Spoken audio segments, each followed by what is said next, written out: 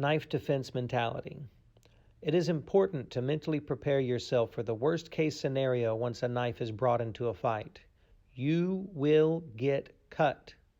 Any engagement will most certainly lead to being cut along the way to disarming your attacker. You must decide that the cuts will be the cost for fighting for a knife. This reinforces the importance of running away from any encounter with an armed attacker. These techniques are to be thought of as your last resorts to escape. So we're going to start talking about knife defense today, and we're going to start off kind of most stereotypical knife attack. This is not somebody that's necessarily asking to like, give me your wallet, give me your money. Maybe this is somebody that doesn't quite have their wits about them and they're coming after you like a crazy person. So let's talk about it. We'll demonstrate a few times.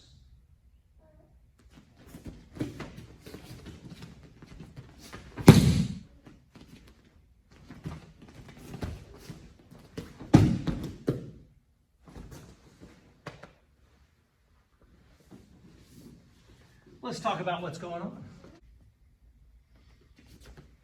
First, I'm going to block it wrist to wrist. When I hit with my wrist, it's going to fold my wrist over. I'm not going to try to catch it because that's almost too precise and I'm going to miss it. So wrist flaps wrist, I make a hook, and as he pulls back, I stagger my step, go with him. This hand is going to come under, cover, over. My elbows are pinched in tight. I keep my head in tight. I'm going to step behind him, nose to my toes, and take him down. It's either a shoulder lock or he goes to the ground and I can armbar him. Lock, step, cover, hands together, like this. Step behind him. Take him down. I'd like to talk about that grip real quick. When we're looking at controlling that arm, I want you to think about all the elbows that are involved. Okay? So I block. When she pulls, I come in. Let's scoot this way just a little bit. I need her elbow to touch the center of my chest before her arm can get extended. I need to catch it while they're pulling it back. So I step in so close that elbow's up against my chest. Then my other hand comes under the elbow, two hands together. Don't worry about getting your thumbs and fingers involved. Just make two basic hooks, and then my elbows pinched together. Now straighten your arm out. That's already tight on my shoulder. Keeping the elbow into my chest and then both of my elbows together gives me strong control over that arm. I can keep it bent. Then when I step through, it's my hip that does all the work on taking them down. My shoulder's tight. It's a good technique. And then I point my nose to my toes. Now we're going to talk about a knife defense where they redirect it down to stab you again from another angle.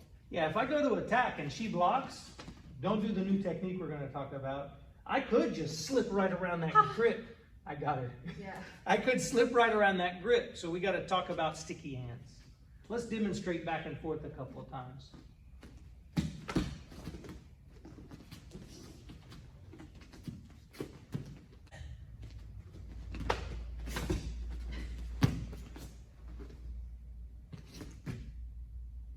Drop the knife! Let's break it down. Same thing. Wrist blocks the wrist, but this time he drives it down, so I'm like redirecting it down with my wrist and meeting my other wrist here, stepping back. And I'm going to hold it like this. And I'm hanging my weight on it again, and I'm going to step out as far away from his body as I can. Step out, under, and then I can go behind him for the shoulder lock.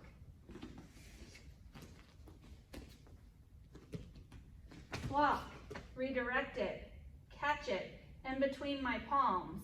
Hang down, step around, under, and up his back with it.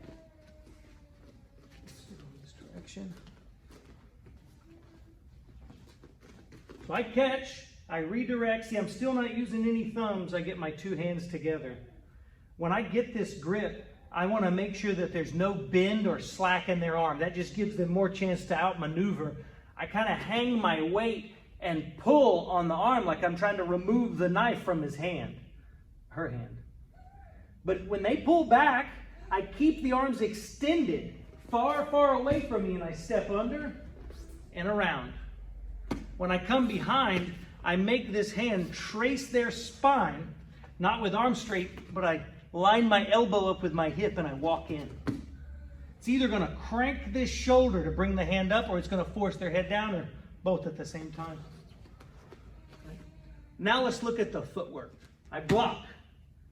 When she redirects, I'm moving my hips back as I catch the grip. This is almost like doing two forms of defense. One, I'm getting a redirection into my other hand, but two, I'm like moving my body out of the way in case they take a swipe at me. When I step through and this hand comes up high, I step up one only for a second, stepping back to back, where my back is turned. And then I turn my hips and I step behind them again. This might take some repetition to get the footwork to where it becomes one fluid motion. When they pull, you step through all the way to the back. Only done it a few thousand times, so knock it out. Night. Yeah, knock it out 2,000 or 3,000 times and you'll have it real easy. Okay? All right. All right, now we're going to show you a video of what to do if he's holding a knife while behind me, like a hostage type situation.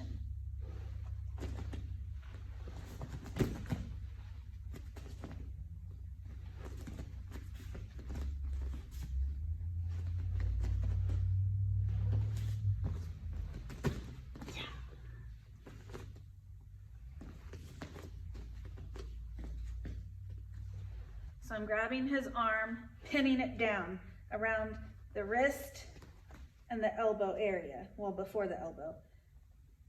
Pinning it to my chest. Then I'm gonna stick my hips out, step behind his leg.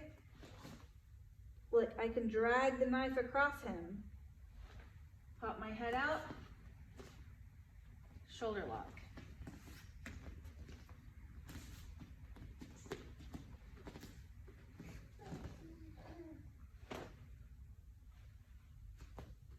Wrap it all the way around my neck. How am I holding it? Not like you've done it before. Like you've never done it before. Like you're gonna cut me from ear to ear. Okay. Now let's do over so I can edit it from that same spot. When I grab, I'm not grabbing with my thumbs. I make two hooks, and I'm not trying to peel the arm off of me. I'm trying to pin it to my chest. Make sure your partner, when you practice, tries to use that knife. See if they can touch you with that knife. I try to make sure I'm not just holding the forearm, but I kind of cup the wrist and the hand at the same time. When I step under, my hips go first. I want to make sure that I'm like using their body to pry that knife out of their hand, right? When I get behind, the lever I'm using is a C-clamp right on the back of their elbow. I need this arm at 90 degrees, and I want to go hand up, elbow down to have control. Drop the knife! And that's how you deal with a hostage situation with a knife. All encounters with an armed attacker should be avoided at all cost. This lesson includes practice reactions in a controlled environment with an assisting partner. Building effectiveness in these techniques requires countless repetition. Please find a practice partner in your household if available.